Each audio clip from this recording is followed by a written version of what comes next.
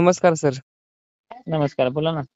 तुम्ही आपल्या चॅनलच्या माध्यमातून मागील रेकॉर्डिंग मध्ये जो अंदाज दिला होता हो, हो. त्याप्रमाणे 1 आणि 2 सप्टेंबरला हं, हं. राज्यात खूप जोरदार असा पाऊस पाहायला मिळाला आहे राज्यात. हं, हं. आता आज सकाळपासून राज्यात काहीसा पावसाचा जोर कमी झालेला पाहायला मिळतोय. हो. तर आता पुढील अंदाज कसा असेल नेमका? मागील काळामध्ये एक लो प्रेशर जे हम्म. तेलंगणा, छत्तीसगड या मार्गे महाराष्ट्रात त्याने प्रवेश केलाय हा हा. आणि ज्या लो प्रेशरचा जो पाऊस आहे, भूतो न भविष्य शेतकऱ्यांना पाहिलेल्या गोष्टी त्या झालेल्या आहेत. हो हो ना. जे काही आपला ठिकाणी जालना खूप नुकसान परिसर झालं. असेल, हिंगोली असेल, परभणी असेल आणि हम्म. खालचा विदर्भातला भाग असेल. आता एकंदरीत कंडिशन पाहायला गेलं तर आज संध्याकाळी नांदेड जिल्ह्यात पुन्हा काही ठिकाणी पावसाचे चान्सेस आहेत. जी किनवटकडी साईड असेल, हम्म. किंवा उत्तरेकडील भाग म्हणा. तर उद्याची जी कंडिशन आहे ती अशाच पद्धतीनं नॉर्मल पद्धतीनं आहे. पण स्थानिक वातावरणाचा पाऊस जळगावमध्ये होणार आहे, यवतमाळ, हिंगोलीमध्ये होणार आहे, अकोला, अमरावतीमध्ये होणार आहे, लातूरमध्ये सुद्धा होणार आहे आणि धाराशिवमध्ये सुद्धा तो पाहायला मिळणार आहे. आपण जोरदार असणार का असं हलका मध्यम राहणार? कसं आहे, उष्णता आणि गरमीची लेवल पाहता याच्यामध्ये काही ठिकाणी जोरदार तर काही ठिकाणी त्या पावसाची वितरण इतर स्वरूप पाहायला मिळेल.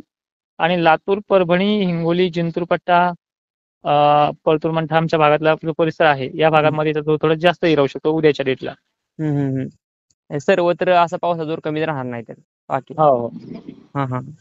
आता ही जी पावसाची विश्रांती तुम्ही सांगितली हा हा. ते आता नेमके किती दिवस असणार आणि नंतर किती तारखेपासून राज्यात पुन्हा पावसाचा जोर वाढेल? राज्यामध्ये खरं पाहायला गेलं तुमची जी साईड आहे दक्षिण महाराष्ट्राची, सोलापूर, पुणे वगैरे भागामध्ये, तर ह्यांच्या परिसरामध्ये तुमच्यामध्ये विश्रांती म्हणलं तर जवळपास एक 9 तारखेपर्यंत बघायला मिळते मॉडेलनुसार. पण जो पूर्व विदर्भ आहे, मराठवाडा आणि विदर्भाचा बराचसा भाग आहे, संपूर्ण भाग म्हणलं तरी चालतंय. तर या भागांमध्ये स्थानिक वातावरण तयार होणं, पावसाची सिस्टीम बनणं या गोष्टी घडतच राहणार आहे. आता उद्याची सिस्टीम जर आपण पाहिली समजा 4 तारखेची, तर यामध्ये आपला नांदेड, लातूर, परभणी, मराठवाडा आहेच उद्याच्या पावसाला होते. आज थंड वातावरणामुळे जास्त काही सिस्टीम बनली नाही. उद्या निश्चितच या भागामध्ये ही कंडिशन पाहायला देखील मिळू शकते. आता 9 तारखेनंतर जो तुम्ही पाऊस सांगितलाय तो नेमका म्हणजे परतीचा पाऊस राहणार का तो? नाही, परतीचा पाऊस आपण 12 सप्टेंबर जे आहे ते फिक्स केलेली आहे.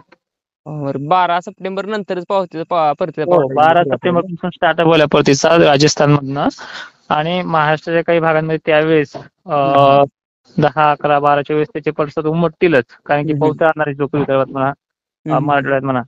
पण त्याच्याही पलीकडे जाऊन सांगायचं म्हणलं तर 21-22 तारखेपासून पाऊस पुन्हा असं स्वरूप धारण करतोय महाराष्ट्रामध्ये. तुमच्या भागात त्यावेळेस खूप चांगला पाऊस असणार आहे. इकडे आमच्या सोलापूरकडे भागात. हो हो हो. कारण की आज सध्या काही भागात खूप नुकसान झाले ना पावसामुळे. खूपच परत पाहायला मिळेल का? ते नुकसान पुन्हा देखील पाहायला मिळू शकतं, पण त्याचं अजूनही लो प्रेशर जे आहे ते बंगालच्या उपसागरामध्ये येत्या 8 दिवसामध्ये सक्रिय होते. आणि डिप्रेशन जेव्हा बनतंय त्याची दिशा बनायच्या अगोदर नाही ठरवली जात. जेव्हा ते बनेल त्याच्या वाऱ्याची सक्रियता, एकंदरीत त्याच्या राऊंडची स्पीड आणि एकंदरीत त्याने त्याचा असलेला कल छत्तीसगड मार्गे जर येत असेल तर तो पूर्व विदर्भाला जास्त फटका देऊ शकतो.